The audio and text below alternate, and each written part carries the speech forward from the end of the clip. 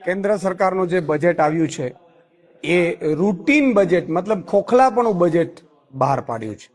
નથી તો ખેડૂતો માટે કોઈ વિઝન નથી, મધ્યમ વર્ગ માટે વિઝન. તમે વિચાર કરો, મધ્યમ વર્ગ કેટલું ટેક્સ આપે છે. તમે મધ્યમ વર્ગને વિવિધ જીએસટીઓમાં ચૂસી લીધું છે, ત્યારે મધ્યમ વર્ગ માટે કોઈ રાહત નહીં. મધ્યમ વર્ગ સ્વાસ્થ્યને લઈને કોઈ રાહત નહીં.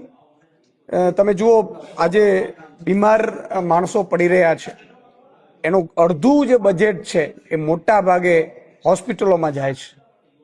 તો હોસ્પિટલોને લઈને અને મિડલ ક્લાસ માટે કોઈ વ્યવસ્થા એવી કરવામાં નથી આવી જે હેલ્થને લઈને હોય, હેલ્થ સેક્ટરને લઈને હોય.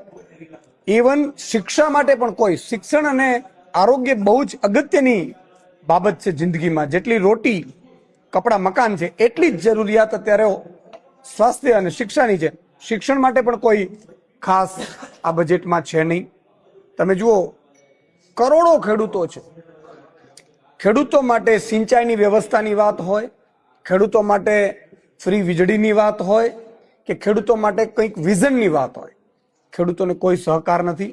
ખેડૂતોને જે ક્રોપ લોન મળે છે એમાં રાહતની વાત હોય, એમાં ટકાવારી રાહતની વાત હોય, એમાં પણ કોઈ છે નહીં. બેરોજગાર યુવાનો માટે પણ કશું જ નથી. તમે જો, સરકારી ભરતી કરતા નથી, કરે છે એ પ્રાઇવેટ આઉટસોર્સિંગ કરીને કરે છે. તો સરકારી ભરતીઓ ઘટતી જાય છે. રેલવેમાં પહેલા કેટલી ભરતીઓ થતી, અત્યારે કોઈ ભરતીઓ નથી થતી. તો સરકારી ગવર્મેન્ટનું કેલેન્ડરને લઈને કશું નથી, સરકારી ભરતીઓને લઈને કશું નથી. એટલે બેરોજગાર યુવાનો માટે કોઈ એવો પ્રાવધાન નથી. એટલે આ બજેટ ફરીથી કહીશ કે ખોખલાપણું છે.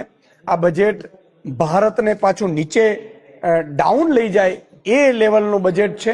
જ્યારે ઉત્થાનનું બજેટ હોવું જોઈએ, ગરીબો, વંચિતો, શોષિતો માટેની એવી યોજનાઓ હોવી જોઈએ, એ યોજનાઓ પણ આમાં ક્યાંય દેખાતી નથી. તમે જુઓ, મનરેગા યોજનાનું નામ ચેન્જ કર્યું, 100 દિવસના 125 વધાર્યા, પરંતુ રાજ્ય સરકારનો ભાગ 40% કરી નાખ્યો. તો એ રાજ્ય સરકાર ઇમ્પ્લિમેન્ટ કઈ રીતે કરશે? એના માટેનું પણ કશું નથી. એટલે આ બજેટ નિરાશાજનક બજેટ છે, હું કહીશ.